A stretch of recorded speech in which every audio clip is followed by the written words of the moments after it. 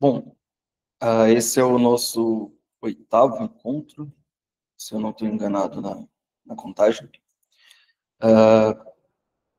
No último, a gente tinha discutido mais sobre a questão histórica, né, propriamente, do segundo século, segundo e terceiro século, que é o nosso foco agora.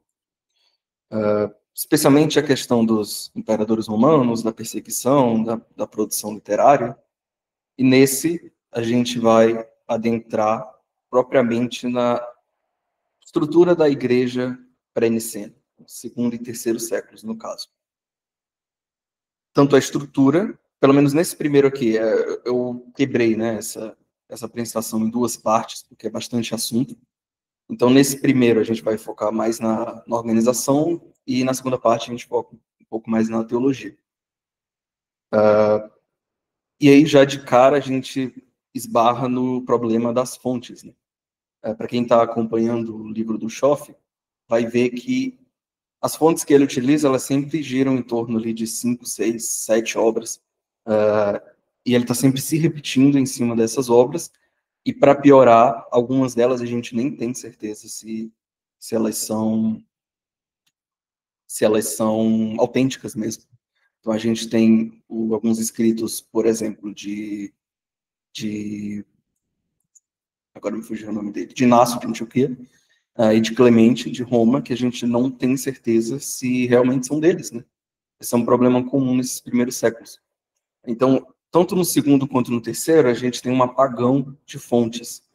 Esse apagão de fontes é esperado, né, que aconteça, porque a igreja passa pelas grandes perseguições nesse período. Então, se você tem alguns centros religiosos sendo incendiados, você vai perder esses escritos que não foram passados adiante. Então, a gente vai ficar com algumas fontes, algumas poucas fontes do que a gente tem, e a partir delas a gente tenta remodelar o cenário desses primeiros séculos. E a gente também se utiliza de alguns escritos posteriores, como, por exemplo, já no quarto século, a gente vai ter Eusébio de Cesareia. Então, é uma grande fonte para a gente, porque ele traz algumas fontes, né, algumas cartas trocadas nos primeiros séculos, que a gente não tem mais acesso. Na verdade, a maior parte dos documentos que ele cita foram perdidos, então a gente só tem fragmentos, como o caso de Melito de Sardes, um apologista do segundo século, começo do segundo século, se eu não estou enganado, e hoje a gente só tem um trecho de um sermão dele sobre a Páscoa, por exemplo. Então, esse tipo de coisa torna muito difícil a investigação histórica. Posteriormente, quando a gente estiver no quarto século, né, tratando já do Concílio de Nicéia, o primeiro, quando a igreja se tivesse institucionalizado propriamente, né, dentro do Estado, aí a gente vai ter documento histórico de sobra aí para analisar. Mas nesse período, tudo que a gente consegue fazer é tentar remontar a partir do pouco que a gente tem. E não só remontar a estrutura, né, a estrutura material da igreja, como também a estrutura, digamos assim, espiritual, no sentido do espírito da época mesmo, do espírito que estava ali movendo os primeiros cristãos. Aquela ideia, né, pós-iluminista de que se deve recuperar o espírito da igreja primitiva, pós-iluminista não, na verdade, pós-reforma, de que vamos buscar a estrutura da igreja primitiva, se busca também, em geral, se recuperar o espírito dos primeiros cristãos, embora seja um tanto difícil e bem diferente do que a gente tem hoje, né? Por exemplo, os primeiros cristãos, eles tinham uma certa rejeição aos lápis, que a gente até citou no último encontro, que eram aqueles cristãos que, na hora da perseguição, eles não se deixaram martirizar e abandonaram da fé. No momento em que eles eram ameaçados, e posteriormente eles retornaram. Obviamente, boa parte da igreja ficou contra eles, e não queria conceder o perdão para eles, então não queria que eles retornassem à comunhão da igreja. Só que, na verdade, esse sentimento, ele foi ainda, na verdade, extrapolado, muito além dos lápis. Então, quando você lê o Pastor de Hermas, nos escritos do pastor de Hermas, ele diz que após a conversão, um cristão não pode mais pecar. Então, se o cristão peca após sua conversão, ele automaticamente teria perdido a salvação e não poderia mais participar da comunhão dos cristãos. Então, você tem esse tipo de ideia já em voga no segundo século, mas, novamente, a igreja ela se espalhou muito rápido, por muitos locais. Então, essa ideia é uma das ideias que vão ser localizadas só em algumas regiões específicas. Outro ponto, acho que é um ponto interessante de se comentar, o próprio Schoff faz isso. Então, em alguns capítulos, ele usa o termo Papa para se referir ao bispo de Roma. Algumas vezes sim, algumas vezes não. Acho que ele tomou a liberdade de deixar isso mais flexível. Aqui a gente vai fazer a mesma coisa. Então, toda vez que eu citar Papa, de certa forma, é um certo anacronismo, porque a gente não era um termo utilizado na época. O termo Papa ele é bem posterior, só no período da Alta Idade Média. Mas, às vezes, eu vou utilizar, e toda vez que eu utilizar o termo Papa, eu basicamente estou só remetendo ao bispo de Roma da época, que, como a gente vai ver também, era bem distante do que a gente teria a figura do Papa atual. Bom, o primeiro ponto que a gente visualiza de cara, quando a gente está estudando a história da igreja, é uma ruptura no sistema eclesiástico, na eclesiologia em si do segundo século. Até o primeiro século, né, a gente viu isso no primeiro livro, a igreja, o sistema apostólico, né, que foi instituído pelos apóstolos, ele era mais planificado e tinha uma hierarquia mais sutil, mais horizontal. Alguns vão chamar de sistema presbiteriano, e aqui eu não estou fazendo referência propriamente à igreja presbiteriana, mas de forma objetiva mesmo, um sistema que ele era formado por regiões específicas, né, um conjunto de bispos ou presbíteros. Hoje, praticamente, é quase um consenso que essas duas palavras aí, sendo usadas, pelo menos até o terceiro século, significavam a mesma coisa. Não significavam a mesma coisa, né? Elas têm significados, etimologias distintas, mas elas são utilizadas de forma intercambiável. Então, presbítero, por exemplo, significa ancião, que é um termo, talvez não, ele é herdado do conceito dos anciãos judaicos, né, das sinagogas. Já bispo, tem a etimologia de bispo, né, episcopos, ela significa basicamente guardião. Então, na verdade, o cargo de bispo ele era um cargo de Atenas, e era um guardião da tesouraria da região, né, do estado. Então, o bispo ele tinha essa ligação com a questão financeira, o presbítero era mais um ancião, mas é interessante que nos primeiros séculos, às vezes se utiliza bispo, outras vezes presbíteros, em geral você está falando a mesma coisa. Então, esse conjunto de bispos presbíteros, eles regem sobre regiões específicas. Então, quando o apóstolo Paulo escreve a sua carta aos Coríntios, a igreja que está em Coríntios, não necessariamente ele está escrevendo para uma igreja só, um ajuntamento de crentes em Corinto. Você pode ter algumas comunidades que juntas elas formariam a igreja em Corinto. A gente tem que lembrar que essas cidades elas eram grandes centros urbanos, especialmente Roma. E, obviamente, um ajuntamento muito grande de pessoas abriria espaço para perseguições. Então, a igreja ela era formada era um pouco mais granular do que vai se tornar com o passar do tempo. Então, em geral, a gente visualiza dois cargos no sistema apostólico, né? Cargos, entre aspas, né? Dois ofícios, que seria o de presbítero e o de diácono, que é instituído posteriormente. Então, esse é o sistema apostólico. E é basicamente um consenso acadêmico de que, de fato, esse era o sistema do primeiro século, o sistema de presbíteros. Só que é interessante porque já no fim do primeiro século e no começo do segundo, isso começa a mudar. E a gente tem a figura do bispo nascendo. Então, a figura do bispo único, um bispo que, de fato, a princípio, ele seria um primeiro entre pares, né? Um primeiro entre os iguais, entre os outros bispos, mas ele tem alguma preeminência sobre o local onde ele atua. Então, a organização apostólica do primeiro século, ela cede lugar a um sistema episcopal antigo. Então, no segundo século, a gente não precisa ter medo de falar os termos bispo, e quando a gente fala bispo, a gente está falando de um único bispo que está regendo uma certa comunidade. A gente não tem mais essa figura tão forte dos presbíteros. A impressão que a gente tem quando a gente estuda esses acontecimentos, né, do segundo século, é que bispo e presbítero continuam sendo a mesma coisa, mas a gente tem alguns bispos com a maior preeminência entre outros.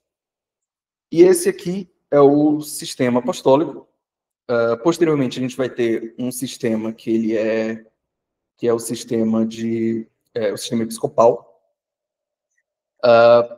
E esse sistema episcopal, ele não vai durar tanto tempo. Então, ele vai durar ali o segundo século, mas no terceiro século, a igreja ela começa a migrar para um sistema metropolitano. Vale notar que esses sistemas, eles se englobam, tá? Então, sempre que a gente tem um próximo sistema de eclesiologia, na verdade, esse sistema ele traz aspectos do sistema anterior, só que ele está se tornando mais robusto e mais centralizado. Naturalmente, com as perseguições, né, a igreja ela passa a precisar de uma centralização maior, uma centralização que você não tinha tão forte no sistema apostólico. Então, a igreja ela precisa se fortalecer, essa é a teoria do Schoff, né, falando mais de opinião mesmo. A igreja precisa se fortalecer, então ela precisa estar centralizada. Então, é assim que a gente desenvolve o sistema episcopal. E a gente tem um sistema metropolitano. No sistema metropolitano, é uma estrutura hierárquica em que o bispo, que seria o metropolitano, ele exerce autoridade sobre outros bispos de uma região ou de uma província, né, que seria uma metrópole. Posteriormente, a gente vai chamar de metrópole.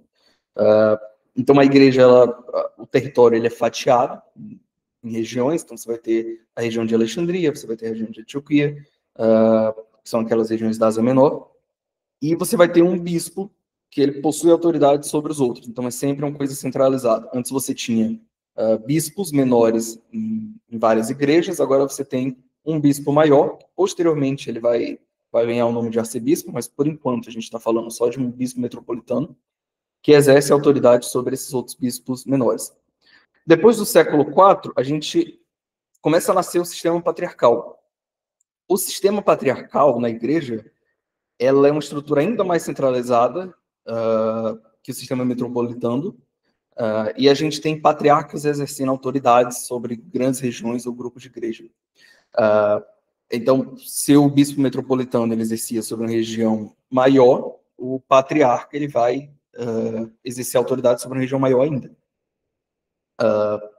E é interessante, porque essa figura do patriarca, ela vem também do valor do valor que a igreja dava para essas regiões históricas.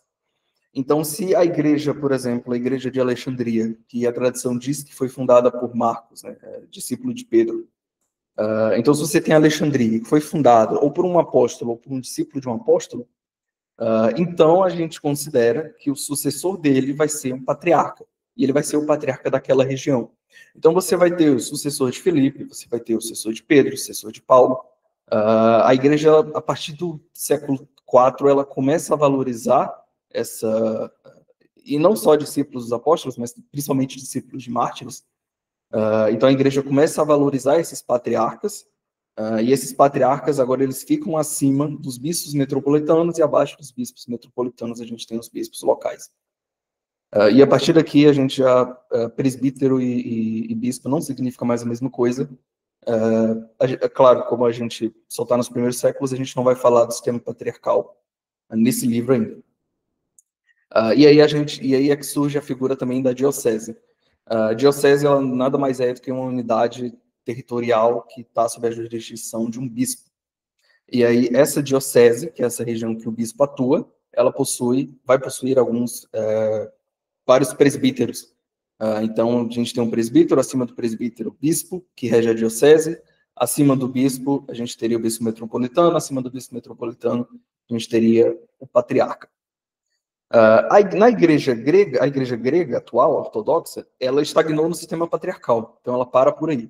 Então, a gente tem hoje vários patriarcas que são iguais em importância, em autoridade, e não possuem um líder absoluto entre eles.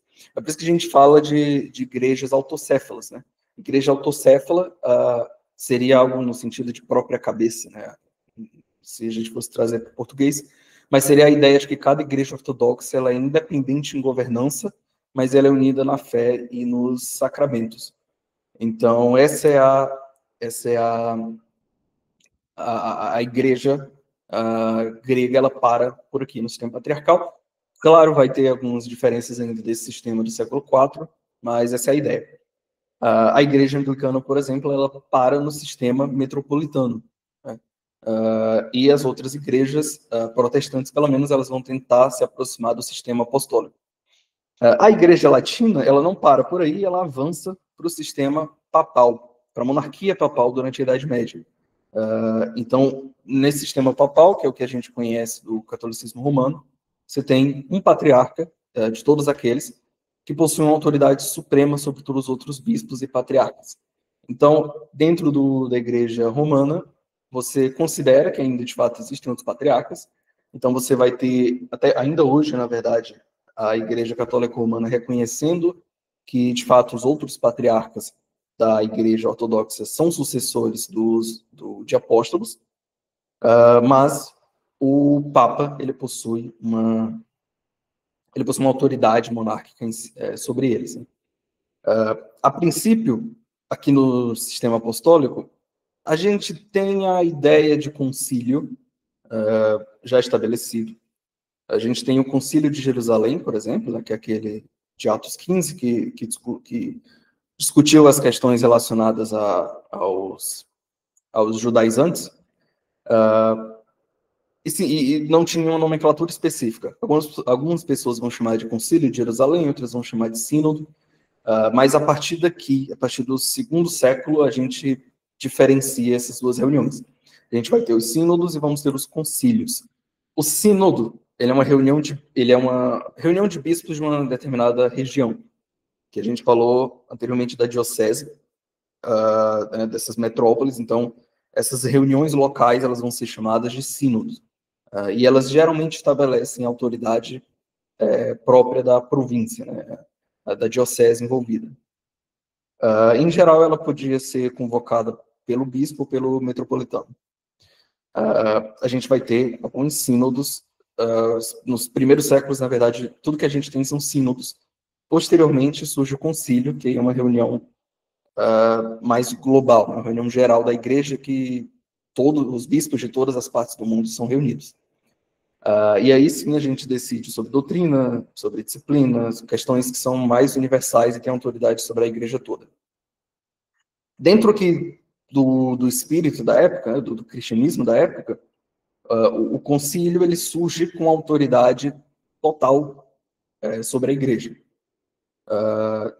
Então, quando se reúne em concílio, o pensamento que se tinha era de que a decisão que for tomada em um concílio foi uma decisão, em última instância, tomada pelo Espírito Santo, guiando a igreja. Então, as decisões que são tomadas em concílios, elas são decisões teológicas sérias e que devem ser admitidas. Quem não segue aquelas decisões, automaticamente é considerado heterodoxo, herético.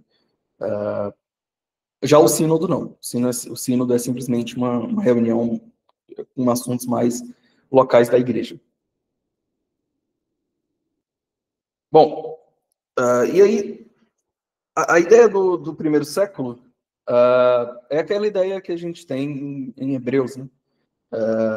Repetida várias vezes em Hebreus, de que Cristo é o sumo sacerdote da igreja, ele fez o único sacrifício pelos pecados, de uma vez por todas, que não há mais sacrifício pelos pecados que possa ser feito, e toda essa ideia. Mas no segundo século a gente começa a ter uma distinção um pouco mais rígida entre o clero e o laicato. Ali no período apostólico, né, a gente tem aquela ideia do sacrifício espiritual como substituição do sacrifício do sacerdócio judaico. Já no fim do primeiro século, começo do segundo, a gente tem uma separação mais evidente entre aqueles que seriam sacerdotes da religião e aqueles que são os leigos. Em boa parte, essa ideia ela é herdada do judaísmo. No judaísmo, a gente tinha o sacerdócio levítico, né, em 3 níveis: sumo sacerdote, sacerdote levita.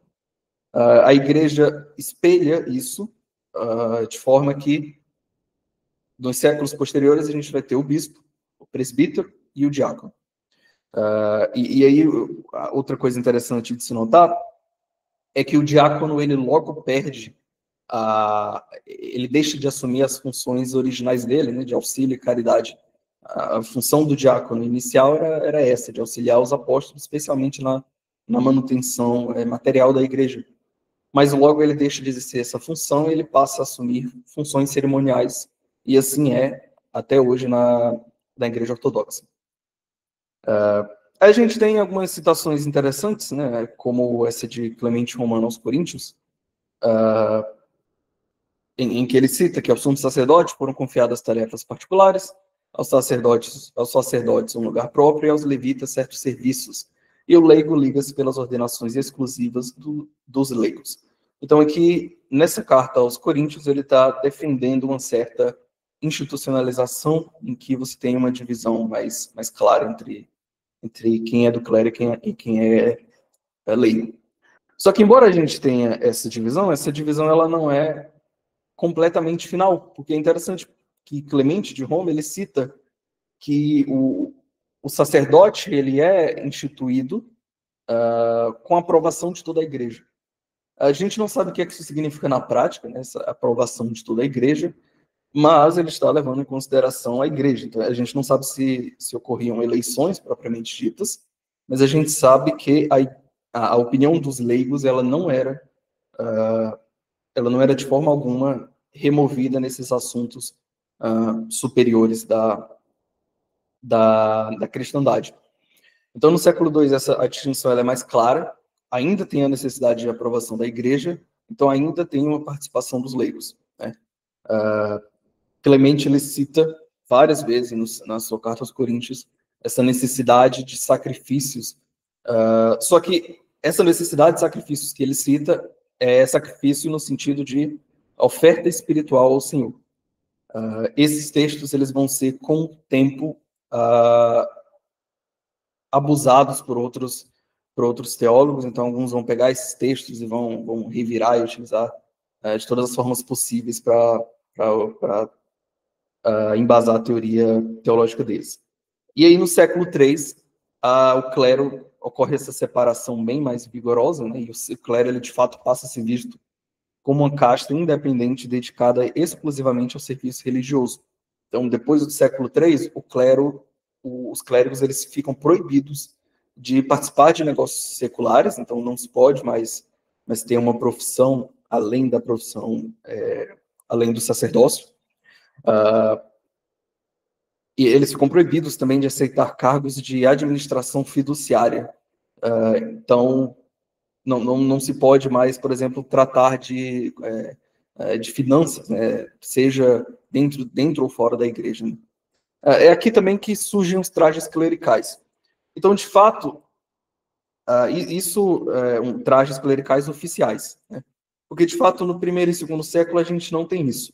Então, toda vez que a gente vê uma pintura, um ícone, qualquer que seja, retratando algum dos santos do primeiro e segundo século, com vestes clericais, isso, de certa forma, é um anacronismo, porque não se tinha isso ainda até o século III.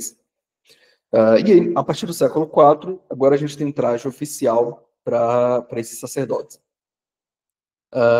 E aí, nos séculos anteriores, se existisse, eles provavelmente seriam usados somente durante o culto, especialmente nos tempos de perseguição. E os bispos também, os clérigos, na verdade, eles vão ser proibidos também de algumas relações sociais, como o casamento. Isso mais à frente também. E aí vem aquela distinção entre a igreja romana e a igreja ortodoxa. Na igreja ortodoxa, você pode ter os padres casados, contanto que eles tenham sido casados antes de serem ordenados. Mas na igreja romana, de forma alguma, um padre ele pode ter relações com outra pessoa. Não pode manter um relacionamento externo, quer seja casado antes ou depois. Mas até esse ponto não era proibido. E aí a gente tem uma discussão interessante, né, sobre Gregório de Nissa. Existe toda uma discussão se Gregório de Nissa era ou não, foi ou não casado, né? Ou melhor, se ele era casado enquanto exercia o sacerdócio, né, enquanto era clérigo. Ele tem um texto, que a gente tem esse texto integral, então está disponível, em que ele diz algo interessante. Ele basicamente está escrevendo sobre o tema da virgindade, né, de se guardar até o casamento, e ele cita algo como: feliz aqueles que ainda têm o poder de escolher o caminho melhor e não se impediram de segui-lo pelos compromissos da vida secular. Aqui o que ele está chamando de caminho melhor seria a virgindade. Como nós, de quem um abismo agora nos separa da gloriosa virgindade. Ninguém pode alcançar isso depois de ter fincado o pé na vida secular. Existem duas teorias aqui do que ele quis dizer com um abismo que agora nos separa da gloriosa virgindade. A primeira teoria diz que ele simplesmente teria perdido a virgindade antes de assumir o sacerdócio. E a segunda teoria é de que ele era casado no momento que ele escrevia esse texto, e aí, por isso, obviamente, ele não poderia mais ter acesso a esse caminho melhor que ele mesmo cita. E a maior probabilidade é que a esposa dele tenha sido uma diaconisa chamada Teosébia. Se vocês tiverem interesse, pesquisarem posteriormente, Teosébia teria sido uma diaconisa de grande... pelo qual Gregório de Nissa tinha um carinho muito grande, uma consideração muito grande, e existe uma teoria de que ela poderia ser a esposa dele. A gente tem Gregório Nazianzeno escrevendo uma carta de condolências, né, sobre a morte sobre a morte de Teosébia para Gregório de Nissa, em que ele menciona ela como verdadeira companheira de um sacerdote. E o grande problema de você considerar que ela não era esposa é que o Concílio de Nicéia ele vai proibir, como a gente citou, acho que enquanto discutiu o primeiro volume, que o Concílio ele vai proibir essas diaconisas, essas mulheres que auxiliavam, né, os bispos, vão proibir que esses bispos estejam seguidos delas no trabalho episcopal. Isso, claro, para evitar escândalo externo, mas também escândalo interno que não era lá muito incomum na época. Então, é um tanto complexo você dizer que ela não seria esposa, porque Gregório Nazianzeno ainda disse que ela é uma verdadeira companheira de sacerdote. Então, ou ele está indo contra aquilo que vai ser estabelecido na igreja, né? Ou então ele, de fato, possui uma esposa. O quarto concílio de Cartago, em 398, se eu não estou enganado, ele proíbe os leigos de ensinar na presença de clérigos, sem o seu consentimento. Isso aqui sugere para a gente que, com essa permissão, né, se você está proibindo os leigos de ensinar na presença dos clérigos, significa que antes disso o ensino era permitido.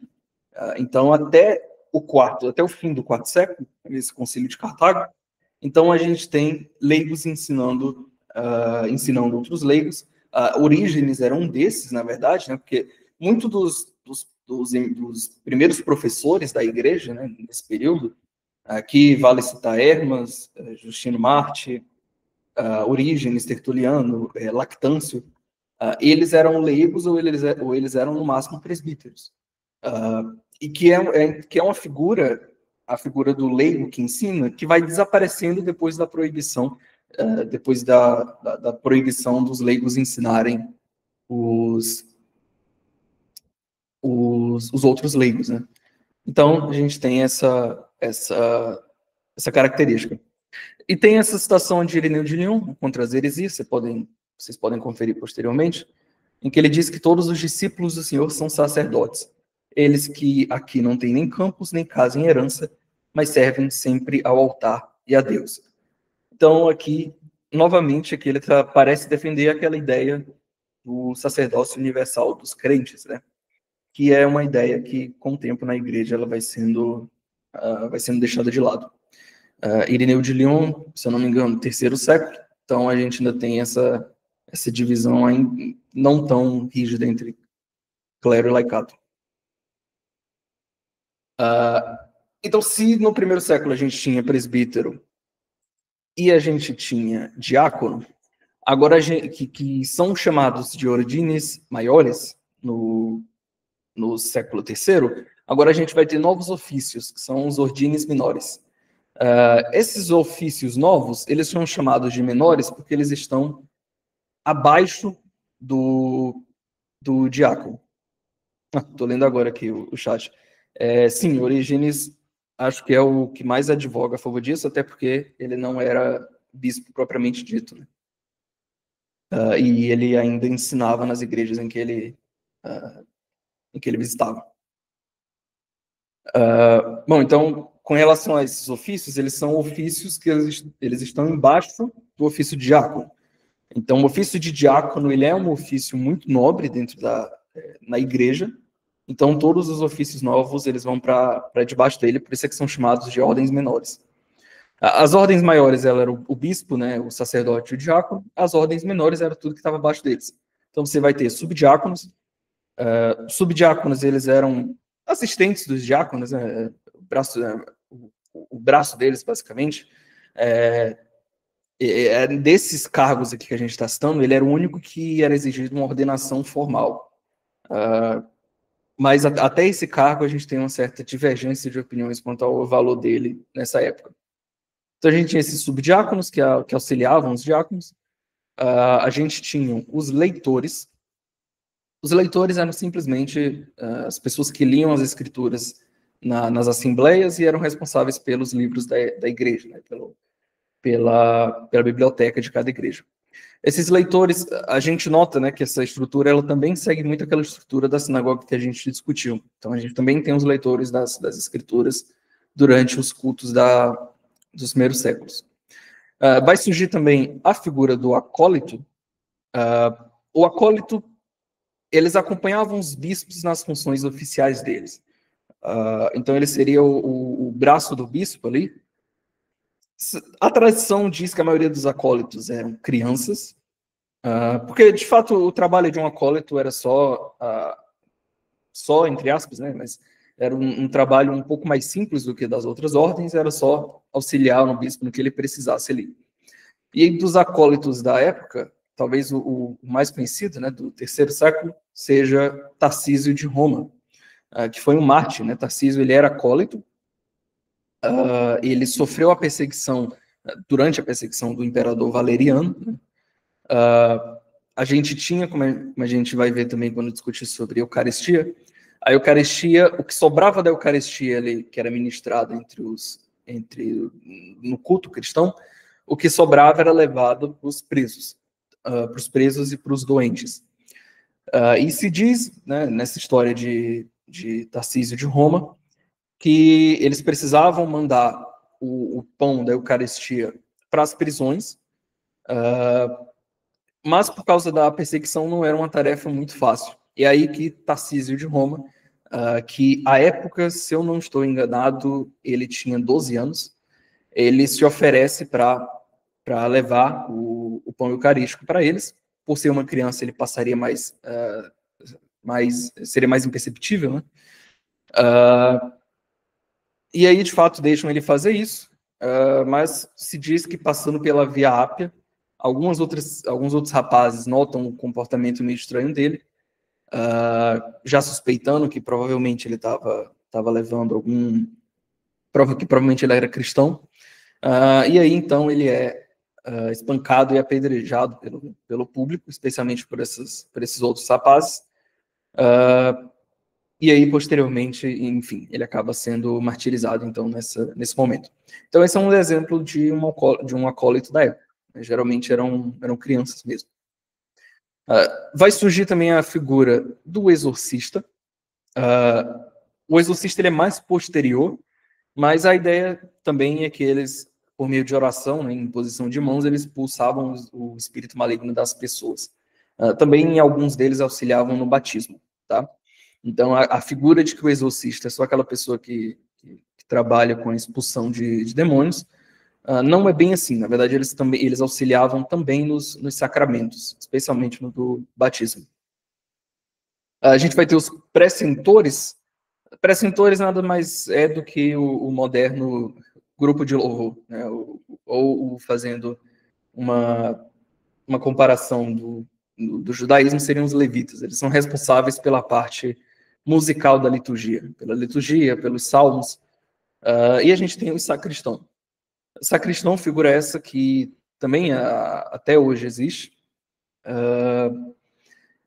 O sacristão, ele era basicamente o zelador da igreja. Então ele cuida da sala de reunião, e em período posterior ele também cuida dos cemitérios da igreja.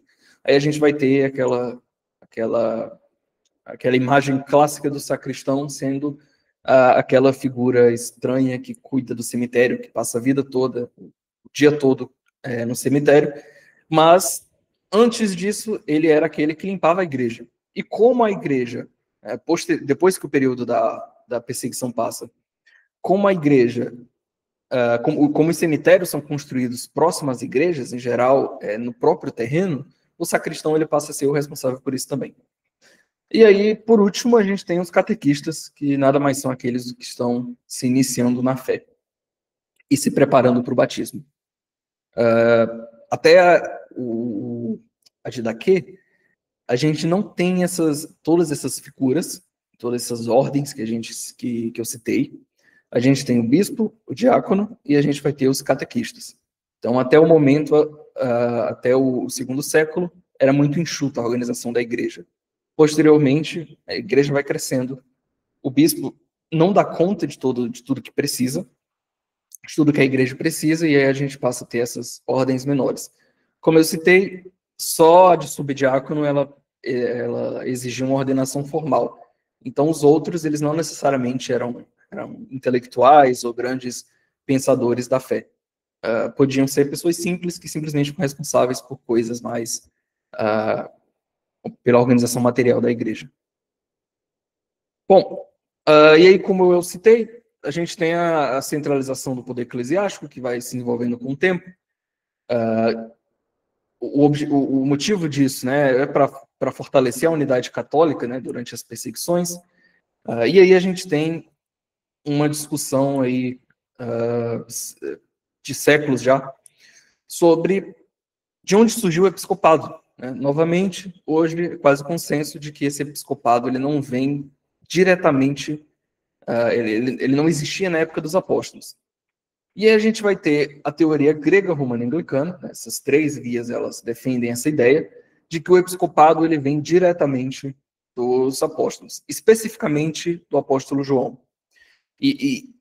Então você tem essa teoria, que é a teoria que essas três igrejas vão defender, e você tem a outra, que é a visão mais aceita, que o episcopado ele seria uma expansão do presbiterato. E essas mudanças elas datam aí do tempo de Inácio. Alguns tentam puxar um pouco antes para o período da vida ainda de João em Éfeso. Mas o fato é que o episcopado nasceu em Éfeso, nasceu nessa região, na região da Anatólia. Então, entre Éfeso e Antioquia, a gente não sabe rastrear se foi um apóstolo que instituiu ou não. Tanto é que o apóstolo que essas três igrejas consideram que instituiu o episcopado foi João. porque foi o último dos apóstolos. Então, provavelmente, quando ele era o único apóstolo vivo, ele teria instituído isso, talvez vendo que a estrutura da igreja ia mudando, a gente não tem ideia do que aconteceu. Mas o que se sabe é que, de fato, o episcopado ele nasce do presbiterato, ele é um desenvolvimento, uma expansão posterior dele. Não foi instituído propriamente pelos apóstolos. Todas as igrejas da época, elas possuíam o seu grupo de bispos, né, ou presbíteros, regendo cada uma dessas regiões. A única exceção que a gente pode citar, mas que não é forte o suficiente para estabelecer um episcopado no primeiro século, é o de Tiago. Hoje se aceita que Tiago era o único bispo de Jerusalém, da igreja em Jerusalém. O que é quase contraditório, né? Porque a igreja em Jerusalém era a maior igreja do primeiro século, então é um tanto estranho a gente pensar que só se tinha um bispo. Mas a tradição aceita que ele teria sido uma exceção à regra do presbiterato e só ele seria o bispo de Jerusalém. Essa é a única exceção que rapidamente ela some, né, do frame que a gente está estudando, porque a igreja de Jerusalém ela vai embora muito rápido, depois da invasão romana a Jerusalém. E era essa, quando a gente fala de primeiro século, né, dessa estrutura eclesiológica, né, acho que vale a pena citar que no primeiro século, a igreja que parece ter preeminência sobre as outras é a igreja de Jerusalém, porque é para ela que aponta as origens do cristianismo propriamente. Tanto é que o concílio, por exemplo, em que os cristãos se reúnem, é um concílio, é a cidade de Jerusalém. Eles se reúnem na igreja de Jerusalém, porque era a igreja mais antiga, então, entre todas as outras, ela seria aquela que tem, entre aspas, mais honra do que as outras. Mas como ela some no primeiro século, naturalmente ela perde esse posto. Bom, a gente também vai ter o desenvolvimento do local de culto, né? Claro. Mesmo com a simplicidade, né, a gente viu que no primeiro século as reuniões geralmente ocorriam em casas. Na casa de algum judeu, ou na casa daqueles pagãos que tinham certa afinidade com o judaísmo, como no caso de Lídia. Muitos desses pagãos, eles abriram as portas de sua casa para receber esses primeiros cultos. Com o tempo, essas casas elas vão ser perseguidas, e aí a igreja passa a ter que fazer cultos em catacumbas, especialmente próximos ao túmulo dos mártires, né, como forma de honrar eles. Então, quando um mártir era assassinado, ele era enterrado e a igreja passava a fazer de forma clandestina os seus cultos nessas localidades. Só que mesmo com essa simplicidade, a gente ainda tem uma solenidade ritual do batismo, a gente tem um caráter mais místico da Eucaristia, que já é citado nesse século. Mas ainda assim, o local de culto é um local muito, muito clandestino. Claro, isso principalmente por causa da pobreza. Os primeiros cristãos, eles eram pobres, a gente tem uma quantidade enorme de escravos se convertendo ao cristianismo. Tanto é que é um assunto recorrente nas cartas de Paulo, né, com relação aos servos e aos senhores, porque, de fato, os primeiros cristãos, eles, em boa parte, eram muito humildes, eram escravos mesmo. Pela perseguição, claro, e também pela rejeição à arte pagã. Aqui é um ponto mais sensível de se discutir, mas a ideia de imagens aqui no segundo século é difícil a gente conseguir linkar ela ao desenvolvimento posterior, à aceitação de imagens do segundo século. Mas, claro, como se rejeitava a arte pagã, dos templos pagãos e dos romanos em geral, a catacumba seria o local ideal. Isso a gente tem afirmado pelos apologistas cristãos, né? Eles citam que os cristãos eles não possuíam nem templo nem altar, né, no sentido pagão de sacrifício, e o culto era espiritual, independente do lugar e do ritual. E a gente sabe disso também porque Celso, que era aquele pagão que a gente citou no último encontro, né, que Orígenes, se eu não me engano, responde ele, encontra Celso, né? Celso, ele zomba dos cristãos porque os cristãos não têm templo. Então, daí a gente consegue ter uma ideia de como isso funcionava. E Orígenes, ele responde a Celso dizendo que a humanidade de Cristo é o verdadeiro templo e os cristãos são estátuas vivas do Espírito Santo, superiores a qualquer imagem que poderia ser feita por um artista pagão. Justino Marte, ele também fortalece essa ideia, diz que os cristãos se reúnem onde for conveniente, porque Deus está presente em todo lugar. Clemente de Alexandria também é um desses que cita isso, ele refuta a superstição de que a religião depende de um edifício físico. Então era aqui que aconteciam os primeiros cultos, em catacumbas e em algumas casas, que eram os cultos domésticos. Nas casas, o local mais utilizado para o culto, né, e para a ceia, para os ágapes, né, do primeiro e segundo século, seria um salão, o salão de jantar da casa. E aí a gente vai ter a figura do triclínio. Aqui eu coloquei uma representação artística de como seria esse triclínio, mas ele é uma mesa retangular, uma espécie de retângulo em que um dos lados é aberto aqui. Então, na verdade, são 3 lados em que como se fosse quase como se fosse um semicírculo. Os cristãos, é um nicho semicircular, né? É semelhante ao coro das igrejas posteriores.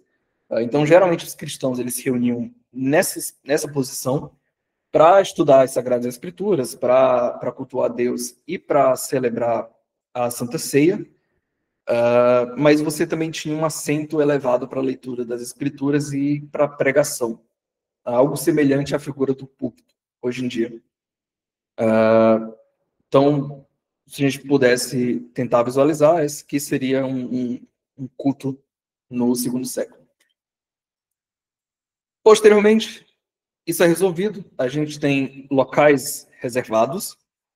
No terceiro século, a gente vai ver Tertuliano falando em ir à igreja, e Clemente de Alexandria, ele distingue os 2 sentidos da palavra eclésia, que são os mesmos 2 sentidos que tem em português. Igreja, tanto quanto a igreja, ou materialmente falando, né, o templo em que se pratica o culto, como a comunidade. Então, se Clemente já está fazendo essa distinção, é porque já se tem um local próprio para fazer o culto. Isso aqui é século III. A igreja ainda é perseguida. Mas a partir do século IV, aqui a ideia muda, e a gente vai ter as primeiras basílicas sendo construídas. Porque agora a igreja tem o poder, ela está junto do poder estatal. Os primeiros imperadores, os próximos imperadores, né, depois de Constantino, vão ser cristãos, com exceção de alguns poucos, e agora a igreja vai ter poder suficiente para conseguir construir catedrais, basílicas, igrejas maiores. Bom, a gente tem o Dia do Senhor também, né, o domingo como Dia do Senhor. A ideia do domingo, hoje é aceito que era tradição apostólica, então desde dos apóstolos a gente já tem essa ideia do domingo sendo o novo sábado cristão. Essa ideia, na verdade, ela também é espelhada, a gente também tem essa ideia na Didaquê, valorizando o domingo. O Schoff cita que esse domingo, como Dia do Senhor, ele não era tão rígido quanto poderia ser no judaísmo, pelo menos no começo. A gente tem que pensar que, no começo, a gente tem que muitos cristãos como escravos de senhores pagãos, então a gente não pode esperar uma regularidade de culto constante, né? Nem o fim dos trabalhos aos domingos, né? O domingo, ele ainda era... não era um momento, não era o dia de descanso ainda no Ocidente, então a gente não espera uma rigidez tão grande nos domingos. Né? Posteriormente, com Constantino, né, o governo civil ele apoia a igreja e legaliza a observância do Dia do Senhor. Não só legaliza, como ele, de certa forma, começa a impor que o domingo seja guardado. Não tão forte quanto você, por exemplo, espera de um Neemias, por exemplo, né, na Bíblia, Neemias, quando governador de Israel, ele impõe que o sábado tem que ser observado e faz toda aquela reforma. Com Constantino aqui, com a igreja, ele impõe reformas muito pequenas, não tão comparadas aqui, mas a gente tem o domingo oficialmente como o dia do Senhor.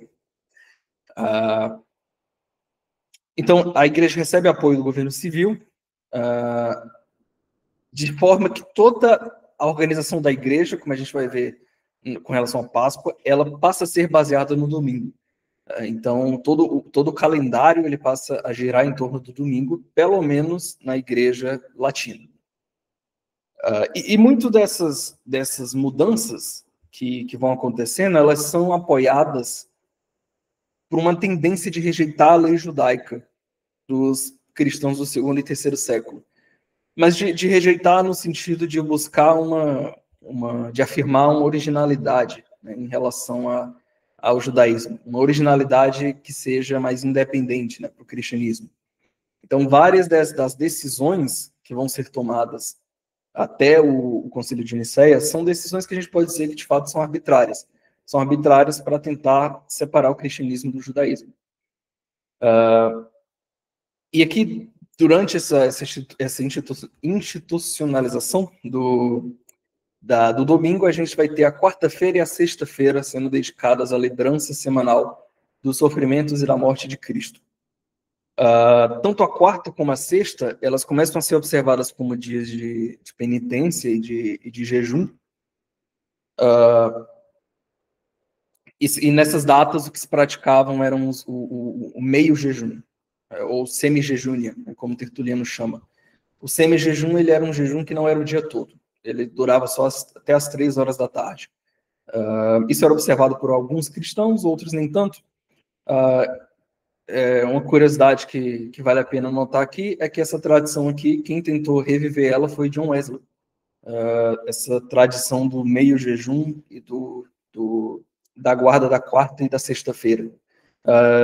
John Wesley rejeitava, ele tentava seguir aquela ideia da didaquê, de que se tinha que jejuar 2 vezes por semana, e se diz que ele rejeitava algum seminarista ou algum aspirante ao cargo de pastor, né, de reverendo, que não tivesse essa prática de jejum, de duplo jejum semanal. Então, se a gente rastrear de onde é que John Wesley está tirando essa ideia, ele está tirando aqui dos primeiros cristãos que praticavam o jejum 2 vezes por semana, às quartas e às sextas. Não se praticava, em geral, o jejum aos domingos. Não era visto com bons olhos, como a gente vai ver na Páscoa. E aí surge a ideia da Páscoa. Aqui eu vou falar das principais festas dos primeiros séculos, depois eu volto para o tema da Páscoa. Mas a ideia aqui é que a Páscoa é a lembrança da ressurreição de Cristo. A princípio, a ideia é que a Páscoa ela seria uma lembrança propriamente da ressurreição. Tanto é que o termo é Pascha Anastasimon, que seria uma ideia de lembrança, né, de relembrar o que aconteceu. Naturalmente, a Páscoa cristã ela vem da Páscoa judaica, se desenvolve a partir dela, obviamente. Assim como o dia do Senhor, né, o domingo, ele se origina do sábado judaico. O Cordeiro Pascal ele era visto como tipo profético de Cristo, né, e o Cordeiro de Deus é o Cordeiro de Deus que foi morto pelos pecados. E nesse meio, né, a libertação do Egito ela era vista como uma figura simbólica da redenção do pecado. Né? A Páscoa ela é o festival mais antigo, né, e mais importante, inclusive, do cristianismo, da igreja cristã, mais inclusive do que o Natal, que a gente ainda não tem a festividade do Natal nesses primeiros séculos, é bem posterior que ele vai ser desenvolvido. Então, a gente tinha essas 2 grandes festas, a festa da Páscoa, em memória do sofrimento e morte de Cristo. A princípio, era somente uma festa voltada para a ressurreição do Senhor. Então, só se lembrava da ressurreição, era a Páscoa da ressurreição. Posteriormente, se inclui também a lembrança da morte e do sofrimento de Cristo. E é nesse período que a gente vai ter, entre a morte e a ressurreição de Cristo, a ideia do grande sábado, né, durante o qual a igreja grega jejuava. A gente não tem a notícia de que a igreja latina fazia isso, mas a igreja grega, pelo menos nesse período que a gente está discutindo, a gente tinha esse jejum durante o sábado. E aí a gente vai ter o nascimento das vigílias pascais também. A vigília pascal, elas duravam até o amanhecer, né, de domingo, porque eles acreditavam, essa vigília ela acontecia do sábado para o domingo, porque se acreditava que a volta de Cristo ocorreria nesse período. Então era aquela ideia de vigiar, e ninguém sabe o momento em que o Filho do Homem vai voltar, era levada bem ao pé da letra aqui. Então eles acreditavam que Jesus voltaria nesse momento, então eles ficavam acordados no período da Páscoa. A partir do século XV, esse jejum ele é padronizado em 40 dias, em referência aos 40 dias de jejum de Cristo no deserto, né, e ao jejum de Moisés e Elias também no Antigo Testamento. Mas isso é só bem posterior na igreja, esses 40 dias que aí vão tomando forma de quaresma na Idade Média. A segunda festa é a festa do Pentecostes, ela vem logo depois da Páscoa. Ela tem origem naquela festa judaica da colheita, né, mas ela comemora o dia do nascimento da igreja. Ela encerra o ciclo de festas do Senhor, das festas litúrgicas da igreja, o que se chamava de Semestre Domini, e ela ocupa o terceiro lugar em importância, depois da Páscoa e do Natal. Como eu disse, no momento, a gente não tem o Natal, então essas são as festividades principais. E aí, como próxima festividade, por fim, a gente vai ter algumas menores, mas essas são as três principais nesse período. A gente tem a festa da Epifania. A festa da Epifania ela é mais tardia do que essas primeiras que eu citei, né? E ela era muito forte, especialmente na igreja grega.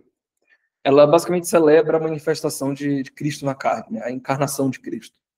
Geralmente ela era celebrada dia 6 de janeiro, né, no equivalente ao calendário gregoriano, e ela se desenvolve, a partir dela que se desenvolve a festa dos Três Reis, que até hoje é celebrado pela Igreja Católica Romana, que é nesse período aqui que surge a lenda de que seriam três reis, né? Se eu não me engano, o nome deles é Gaspar, Melchior e Baltazar. Então, a partir desses três, isso vem daquela ideia dos três presentes, né? Ouro, incenso e mirra, que foram levados para Cristo quando no seu nascimento. Então, se vinham os três presentes, a igreja inferiu que esses três presentes viriam cada um de um rei mago diferente. Então, seriam três reis magos. Como eu citei, não tem celebração do Natal até o século IV, né? Porque, de fato, a Epifania ela servia para isso. Se a Epifania celebra a manifestação de Cristo na carne, de certa forma, ela está celebrando também o nascimento de Cristo. E para o imaginário da época, o nascimento de Cristo ele era bem mais secundário do que a ideia da morte e ressurreição dele, da paixão de Cristo em si. Por isso aqui é um desenvolvimento posterior. Essa festa da Epifania ela vai ter uma certa resistência no Ocidente. Ela surge no Oriente, depois vai para o Ocidente, mas no Ocidente ela não se espalha de forma tão intensa quanto no lado grego da igreja, tá? Mas posteriormente ela é adotada oficialmente. Bom, e aqui a gente não pode falar de Páscoa nos primeiros séculos sem falar sobre as controvérsias pascais, as controvérsias sobre a Páscoa. Essa, na verdade, que eu vou falar aqui é a primeira parte da controvérsia pascal, porque isso aqui vai se estender até o Concílio de Nicéia, que vai bater o martelo sobre isso aqui. Mas a gente vai falar das discussões iniciais. Aqui acho que vale a pena só um breve relembrar um pouco do conteúdo de geografia, porque é importante para a gente entender de onde é que está vindo essa discussão. Em geral, a gente tem três tipos de calendários, tá? As religiões, as sociedades, elas vão ter esses três tipos aqui. O calendário solar, que é mais incomum, que seria o nosso calendário gregoriano. O calendário lunar, que é o calendário islâmico, e o lunisolar, que é o calendário judaico. A ideia desses calendários é que cada sociedade formava organizava o seu ano, né, e os meses a partir da observação dos astros. Por que o calendário solar ele é menos comum? Porque é muito mais fácil você observar as fases da Lua do que as fases do Sol, entre aspas, né? O movimento da Terra em torno do Sol demora muito para acontecer. Então, naturalmente, a maior parte das civilizações vão basear o calendário na Lua. O calendário solar, ele é baseado nesse movimento da Terra em torno do Sol, que é o gregoriano que a gente tem, que é a Terra, que o ano tem 365 dias, e aí, claro, esse movimento ele varia da Terra em torno do Sol, e é por isso que a gente tem um ano bissexto, para conseguir corrigir isso e manter as estações do ano em períodos muito próximos, né? O calendário lunar, ele funciona seguindo as fases da Lua. Então, cada vez que a Lua fica nova, então começa um novo mês. Então, quando ela completa as quatro fases dela, né, nova, crescente, cheia, minguante, quando ela finaliza essas 4 fases, a gente completa o mês e se inicia o novo.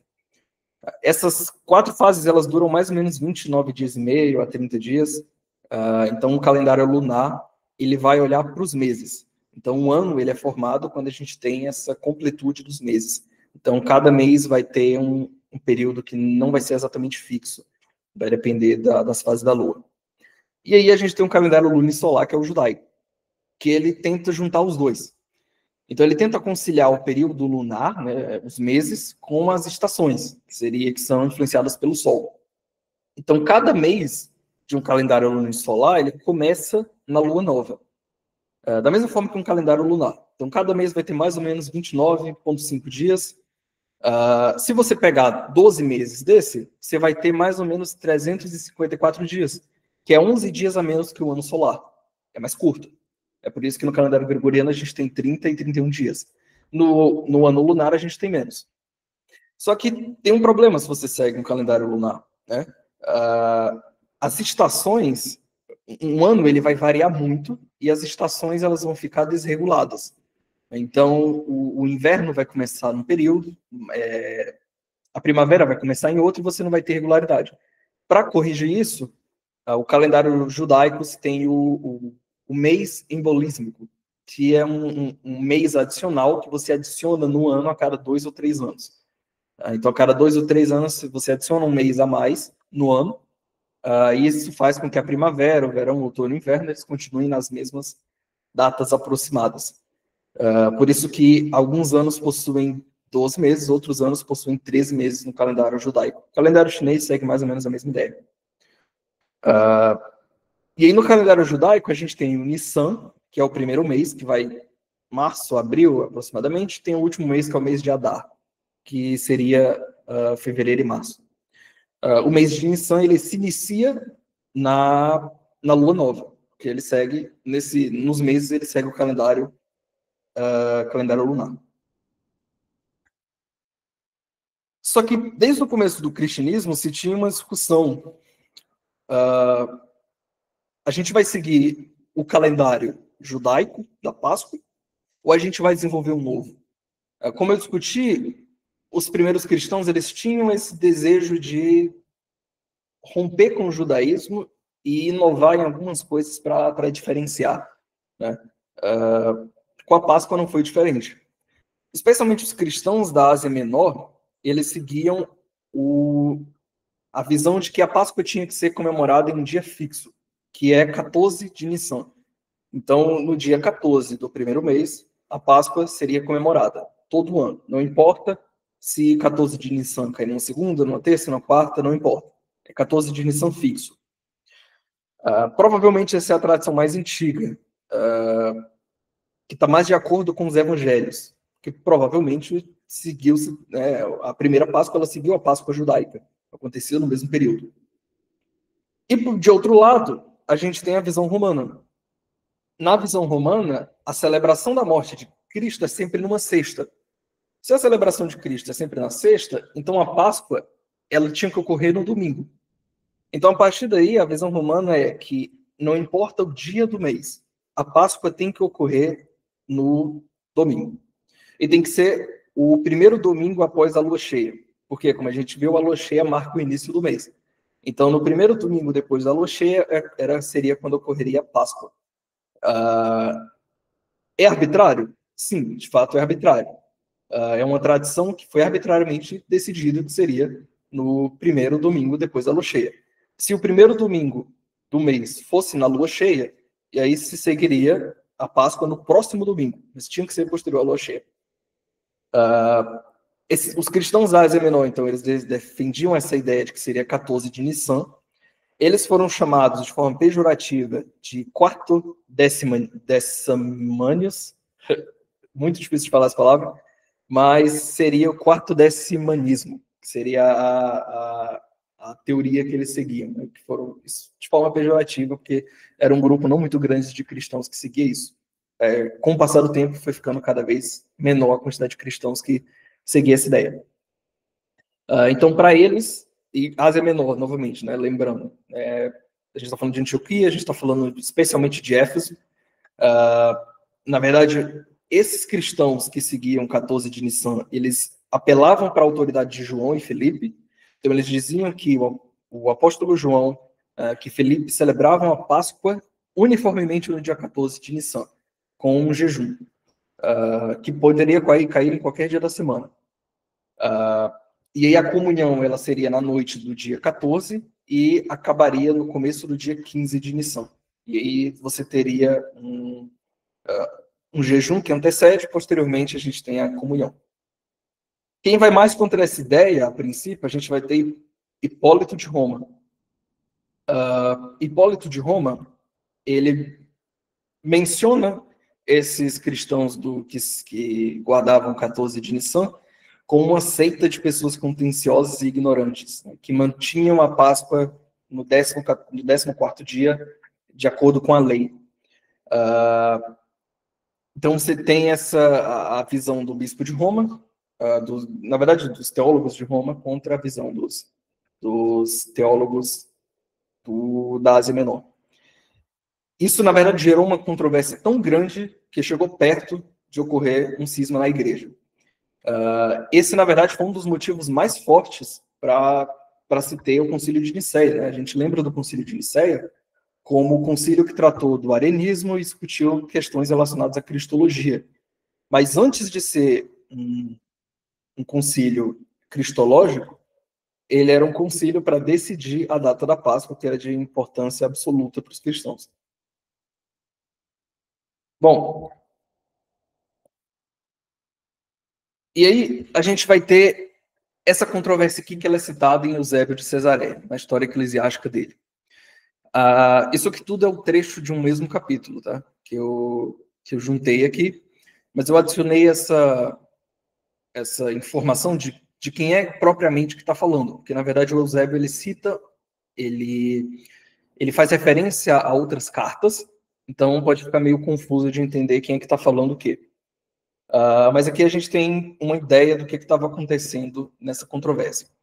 Então, primeiro, Eusébio, que está escrevendo o livro, ele cita que os bispos da Ásia, por outro lado, com Polícrates à frente, Polícrates de Éfeso, seguiam insistindo com força que era necessário guardar o costume primitivo que lhes fora transmitido desde antigamente. Então, os cristãos da Ásia Menor eles estão apelando para a autoridade apostólica. Eles estão dizendo que esse era o costume primitivo, foi isso que o apóstolo João passou para a gente, e é por isso que a gente segue o 14 de Nissan. E a gente tem uma carta escrita de Polícrates para Victor. Victor era o bispo romano na época. Ele escreve para Victor dizendo: todos estes, isso ele acaba de citar uma lista de bispos da Ásia Menor, que inclui Policarpo de Esmirna, celebraram como dia da Páscoa o da 14ª lua, conforme o Evangelho, e não transgrediram, mas seguiam a regra de fé. Novamente, ele apela para o costume de Evangelho. E aí, posteriormente, no texto, Eusébio cita que Ireneu concorda que é necessário celebrar unicamente no domingo o mistério da ressurreição do Senhor. No entanto, com muito bom senso, exorta Victor a não amputar igrejas de Deus inteiras que haviam observado a tradição de um costume antigo e a muitas outras coisas. Então, o que está acontecendo aqui nessa controvérsia? A princípio, a gente teve Polícrates escrevendo para Victor, escreve toda uma argumentação de que eles seguiam os apóstolos e que o domingo devia ser, a Páscoa devia ser celebrada em 14 de Nissan. Victor, que parecia ser uma pessoa um tanto colérica, ignora as argumentações dele e rotula os asiáticos de herético. E ele apoia a excomunhão deles. E vários bispos do Oriente, depois dessa discussão, inclusive Irineu de Lyon, em nome dos cristãos da Gália, embora eles concordassem com o Victor no ponto de disputa, né, porque Irineu ele defendia a ideia romana, apesar de ser discípulo da Ásia Menor, ele repreende Victor, o bispo de Roma, pela ignorância dele. Quer dizer, pela arrogância dele. Então, Irineu escrevendo para Victor, e encontrando-se em Roma, aqui, nesse ponto, o que Irineu vai fazer é o seguinte, ele agora está escrevendo para Victor, está repreendendo a arrogância do bispo de Roma, e está citando uma história antiga de uma disputa que houve entre Policarpo e Aniceto. Aniceto era um bispo de Roma que veio anterior a Victor, e Policarpo foi um bispo que veio anterior a Irineu. A gente lembra do último encontro. Irineu, ele era de Lyon, mas ele veio da região da Ásia Menor. Então ele muda a ideia dele, mas as raízes dele ainda são as raízes de Policarpo, ainda são as raízes do apóstolo João. Então aqui ele está lembrando de uma controvérsia que teve entre Policarpo e o bispo de Roma. E aqui ele diz, encontrando-se em Roma o bem-aventurado Policarpo, nos tempos de Aniceto, surgiram entre os dois pequenas divergências, mas em seguida estavam em paz, sem que sobre este capítulo se querelassem mutuamente, porque nem Aniceto podia convencer Policarpo a não observar o dia, como sempre o havia observado com João, discípulo de Nosso Senhor, e com os demais apóstolos com quem conviveu. Nem tampouco Policarpo convenceu Aniceto a observá-lo, pois este dizia que devia manter o costume dos presbíteros, seus antecessores. Ou seja, aqui Irineu está escrevendo para Victor, essa mesma contenda que está acontecendo entre você e Polícrates já aconteceu no passado entre Policarpo e Aniceto. E Aniceto soube tratar muito melhor essa divergência do que Victor, porque surgiu uma divergência entre os dois, mas logo os dois ficaram em paz porque viram que nenhum poderia convencer o outro de qual a data correta de seguir a Páscoa. Como nenhum dos dois poderia convencer o outro, eles ficaram em paz, e se diz, inclusive, que Aniceto permitiu que Policarpo estivesse à frente da celebração da Santa Ceia na Igreja de Roma. Então, daqui a gente vê o quão profunda era essa discussão. Né? Inclusive, nessa carta existe a frase de Irineu de Lyon, que ele diz que a própria diferença no jejum estabelece a unanimidade em nossa fé. Então, essa era a dificuldade da época, né, desse debate. Se acredita, inclusive, que foi Irineu quem conseguiu impedir o cisma da igreja nesse assunto. Mas, apesar disso, a igreja continua dividida. Então, Roma celebra a Páscoa no domingo, e os cristãos da Ásia Menor, eles celebram a Páscoa no 14 de Nissan. Isso acaba no quarto século, com o Concílio de Nicéia, que estabelece, né, a lei para toda a igreja e decide que o concílio ele vai considerar como indecente que os cristãos seguissem os judeus não crentes e hostis, e ele decreta que a Páscoa tinha que ser celebrada no primeiro domingo depois da primeira lua cheia, que sucede o equinócio de 21 de março, e sempre após a Páscoa judaica. Isso aqui, na verdade, era uma ideia que já se tinha estabelecida, que seria a ideia que ganharia essa discussão, porque a prática da igreja romana ela acabou se espalhando pelo Oriente também. Então, no ponto do Concílio de Nicéia, a boa parte já seguia a prática da Páscoa no domingo. Mas o ponto é que, nesse ponto da história que a gente está discutindo, os quarto-decimanos ainda são uma pedra no sapato de Roma. Bom, aqui vale pontuar um pouco sobre a Eucaristia, embora somente no quesito mais material mesmo, né, de como funcionava a Eucaristia.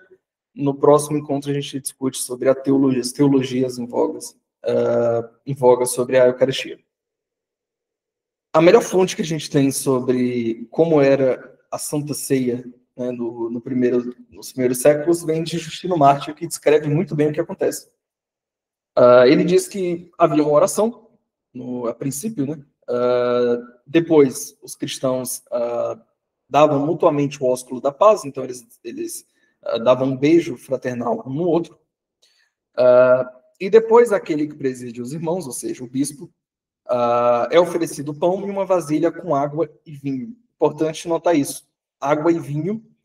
A gente não sabe se essa vasilha com água e vinho a gente tinha ambos separados ou eles estavam juntos. Por quê? Porque ainda nos primeiros séculos a gente tem a notícia de que algumas igrejas celebram água misturada com vinho e outras celebram só com vinho. Então, se tem aí esse debate de como é que era celebrado exatamente.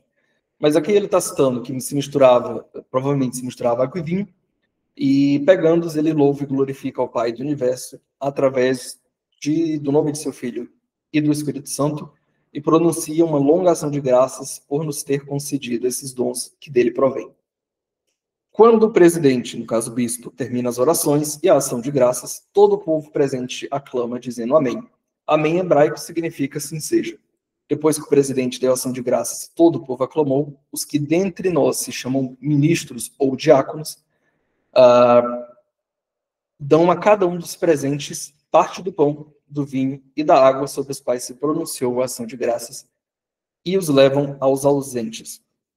Aqui a gente consegue rastrear esse serviço dividido em 2 atos, ao que a gente chama de oblação, né, que seria a apresentação das ofertas, né, pelos diáconos, e a gente tem posteriormente a comunhão, que é a participação dos elementos consagrados.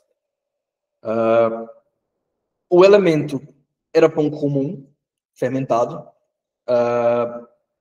exceto entre os ebionitas, que, como a Igreja de Roma vai fazer mais tarde, no século VII ou VIII, passa a usar pão ázimo, mas, a princípio, o pão é um pão comum e o vinho é misturado com água. E conforme ele mesmo cita aqui no fim, sobre os quais se pronunciou a ação de graças e os levam aos ausentes, depois do serviço público, né, da Eucaristia pública, os diáconos eles levavam os elementos consagrados para os doentes e para os confessores presos. A gente tem também uma tradição secundária de que alguns cristãos levavam porções do pão para casa, para usar na oração familiar matinal. O que sobrava, né? Então, dessa comunhão doméstica, né, dessa comunhão que era feita em casa, que era praticada especialmente na África do Norte, né, na região da Etiópia, Cartago, a gente teria o primeiro exemplo de comunhão sob uma espécie, né, comunhão sob uma espécie. Então, é a Eucaristia que é realizada somente com o pão, ou somente com o vinho. Então, é muito provável que seja daqui, dessa primeira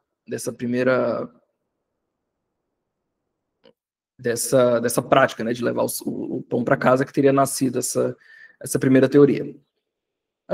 Então, de Eucaristia eu vou parar por aqui, porque esse assunto é bem extenso. Então, no próximo encontro a gente discute as teologias em voga na Eucaristia, batismo, algumas outras discussões com relação ao desenvolvimento, ao pré-desenvolvimento da teoria papal, e com relação também à arte cristã, e com relação ao uso de imagens.